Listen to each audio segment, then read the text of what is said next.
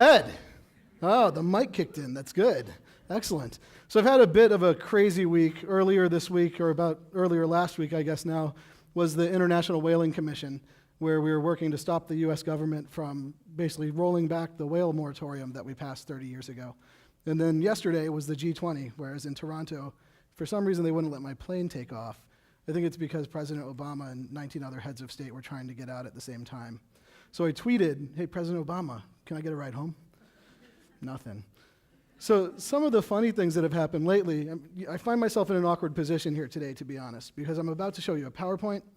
I'm about to tell you something very conservative, and I've said two nice things about the president in the last few days. It's kind of strange for me at Greenpeace. The first was around whales. About a month ago, we found out that the White House was planning to gut the whaling moratorium.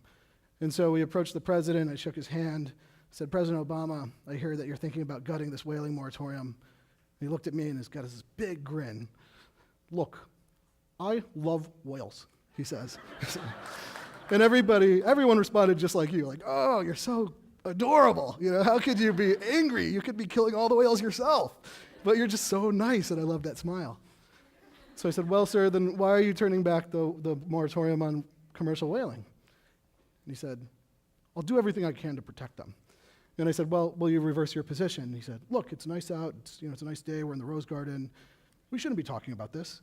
And I said, "Well, sir, if you give me a little more of your time, I'd be happy to continue to talk to you about this then." Didn't get it. The second thing was the G8, and other speakers have talked a little bit about the oil subsidies and the fossil fuel subsidies that we need to phase out. World leaders, actually led by the White House right now, are pushing to phase out fossil fuel subsidies globally. And so about a half a year ago, they all got together and said, "We'll come with a menu of what we plan to cut, and we'll make sure that they're only the most inefficient subsidies, and we'll all report on what we're cutting." To my positive surprise, the White House is actually moving forward, actually laid out about a quarter of the fossil fuel subsidies that we currently spend, and they said, "We plan to cut these in our budget." The rest was just like this random potluck. And it's like the White House comes and they say, "We'll cut a quarter," so it's kind of like a quarter-baked cake.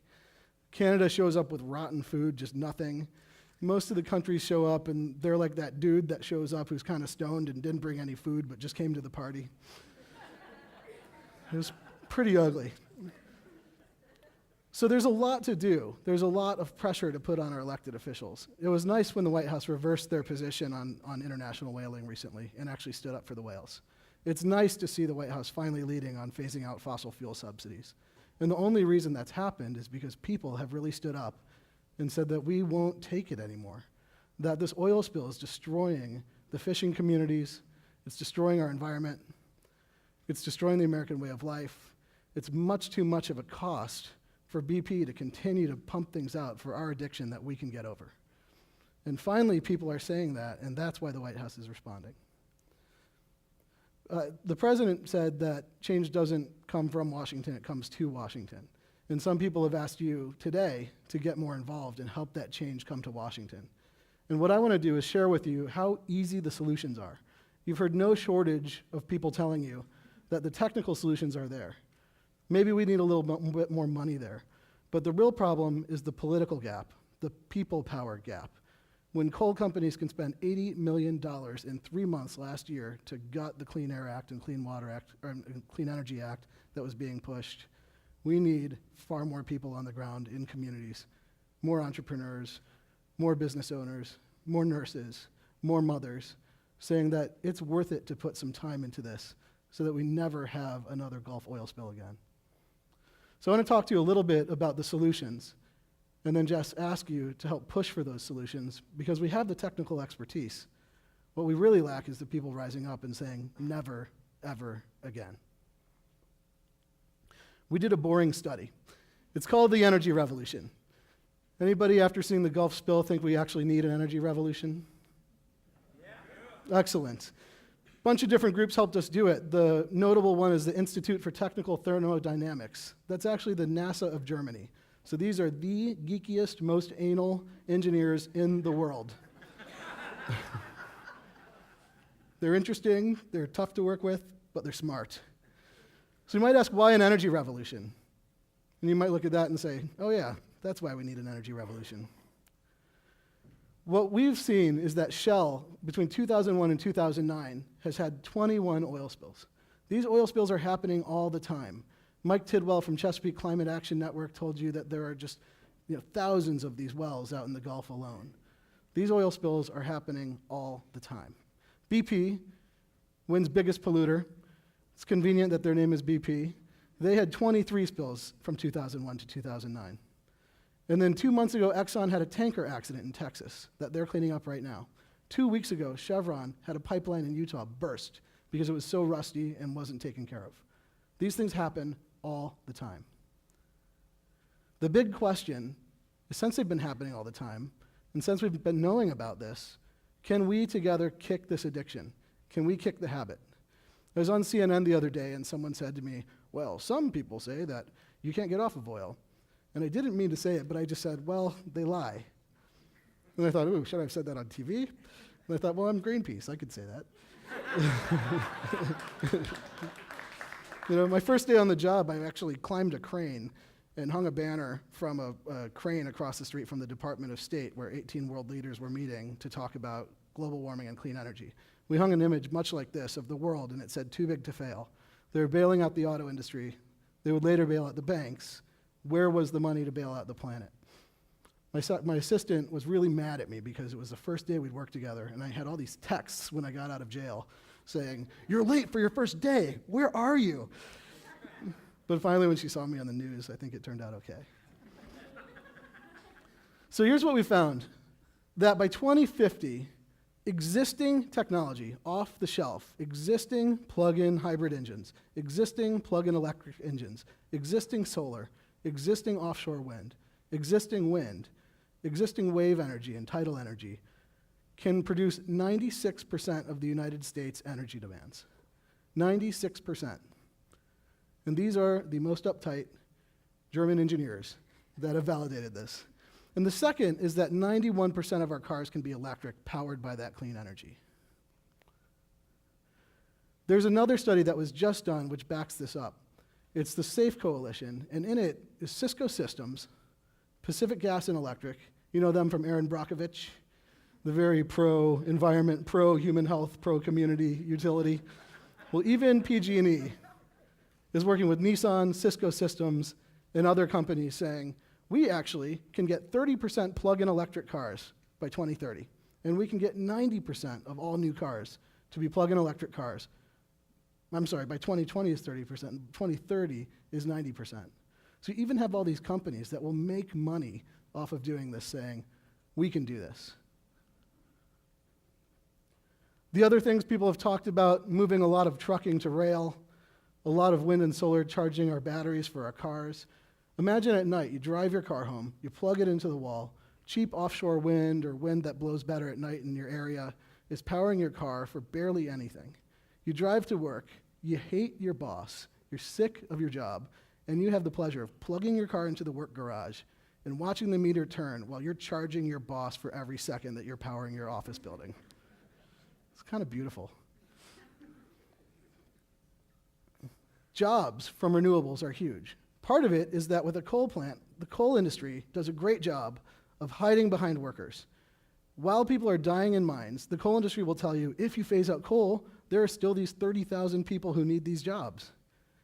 The great thing about solar, for example, is if you have a solar panel on every house in your neighborhood, the person that's repairing that solar panel needs to go to every house in your neighborhood. It's really hard to streamline that. It's really hard to offshore that.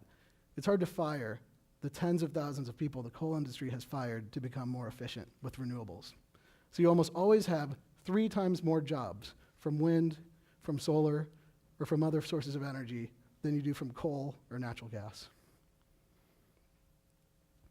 If we do this plan, if we shift our cars to electricity and shift our electricity to clean energy, by 2050, we can reduce our global warming pollution by 97%. This solves global warming. The German people have taught us. 70% of women of childbearing age have so much mercury in their bodies that their children are in danger of being born with birth defects, like brain damage or other problems. 70% of American women 70% of kids being born. Most of that mercury comes from coal plants. If we implement a plan like this, we've solved that problem. There are a lot of new policies in Congress. There are pushes to stop new oil drilling. In fact, right when the Gulf oil spill happened, Shell was planning to do new deep water drilling in the Arctic. The Coast Guard has called Arctic oil drilling their worst nightmare scenario. And you can imagine why. If you think about it, in the Arctic, some of the winters, the days are pitch black for 24 hours. The water is ice chunks floating. Imagine the ineffective booms we see in the Gulf lying over ice chunks. You can't clean up an oil spill in the Arctic. Regardless, Shell wants to do more deep drilling in the Arctic waters, as do many other companies. So Greenpeace went down to the Gulf, where Shell's boat was that was taking the rig up there. We got on the boat, we took some oil, and we painted, "Is the Arctic next, Secretary Salazar?" We got in a little trouble. They said, "You got oil on the boat." We said, "The boat is in oil." Why are you mad? Be mad at yourselves. Good Lord. But there's all this new drive to do more deep oil drilling, and we don't need to do it. And I think the president made a big mistake when he undid the moratorium and has fixed that mistake by starting to push to stop the deepest offshore oil drilling. So that's a wrap. But the big question is this enough? Are people fed up enough? When I was in the Gulf, I met with one of our members named Karen, and she was telling me about how her husband works for one of the big railroads, and he works over the water on one of the bridges. And they're testing out respirators with some of their employees, just with some of them. And the ones where they don't have those test respirators are throwing up all day from whatever the fumes are, from the benzene, from the oil, from the dispersants. They're incredibly sick. She has migraines. She's terrified because her house is on a little hill, and that little hill protected her house from Katrina. And all of the other homes in her neighborhood, when a 34-foot wave came through, were destroyed. And she came home, she looked at her home, she looked at her empty neighborhood, and just thought, my God, what have we done? Her home has started to rebuild. Her community's coming back, there are kids around, people are playing, the schools are being rebuilt. She's pretty mad the recycling program hasn't restarted. But her community's coming back, and now she's worried about the next tropical storm. By the way, the next one starts with a B, and so it should probably be called BP. But she's worried about the BP spill, or the BP tropical storm coming through, and all the toxics that'll ruin her community. And it's just so sad, and she's actually come up to DC to visit us because she has these terrible headaches from the fumes. And so the real question is this bad enough for us to stop Shell from its Arctic drilling, to push for this energy future that we need? And will you all help to push for the energy revolution? Thank you.